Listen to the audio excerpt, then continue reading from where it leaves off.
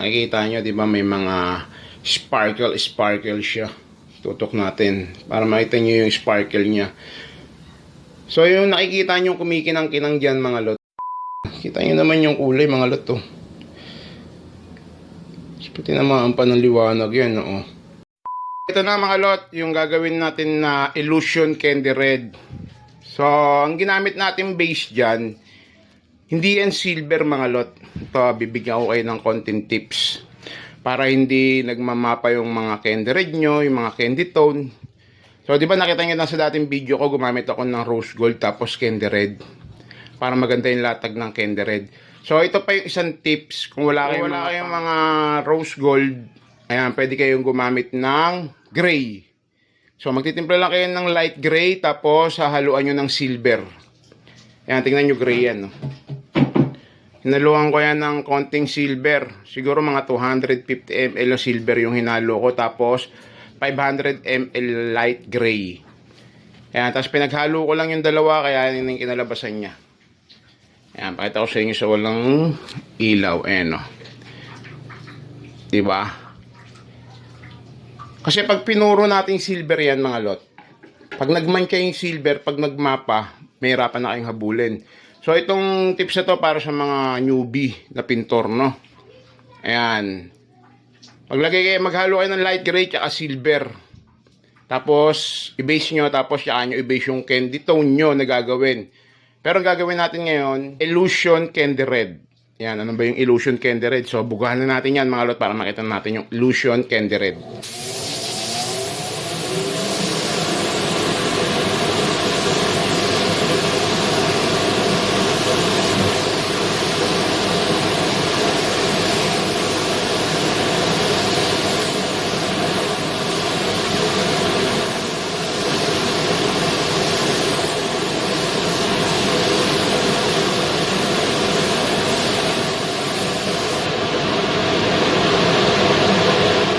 Yun, ito na, mga lot, tapos na natin yung Illusion Candy Red.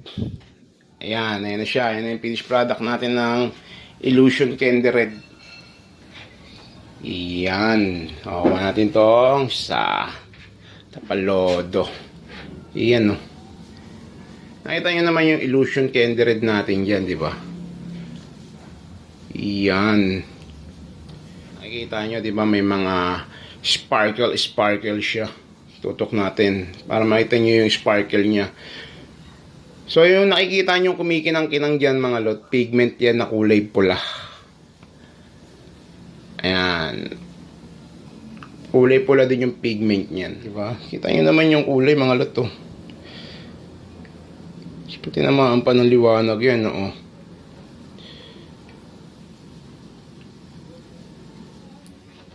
Yan, so hindi natin ito mabibidyohan ng nakakabit, mga lot, kasi pinadala lang to dito sa akin. So, ang kahan na to ngayon, papalalamove to. Pipikapin na to ng lalamove.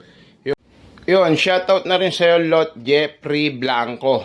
Yan, siya yung may-ari na itong kaha. Yan. Tignan nyo, sa ilaw lang yan, mga lot, ha. Ayan, no. Wala na yung flashlight ng cellphone ko dyan, no. Tignan nyo naman yung kintab niyan. Yung mga lot, iyon, no. So yung mga lot, ito na yung Illusion Candy Red. Ayan na. Nakita nyo naman yung kintab niyan, diba? Tapos nandito na rin yung may-ari niyan. So interview natin yung may-ari. Yun, bossing. Napaka-solid, boss.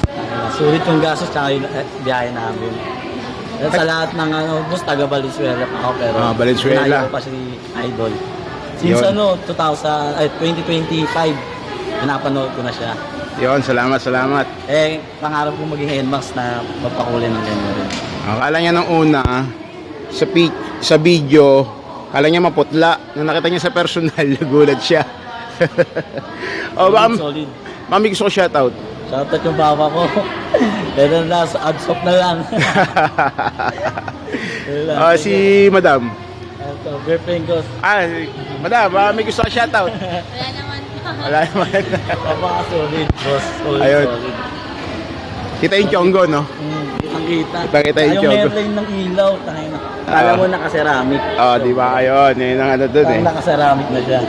Hindi mo na kailangan magpa-ceramic, no? Hindi na kailangan ceramic, solid. Solid yung bayad dito mga boss. Ayun. Salamat, bossing. Dito lang Ha? ito yung ripping. Okay. Thank you.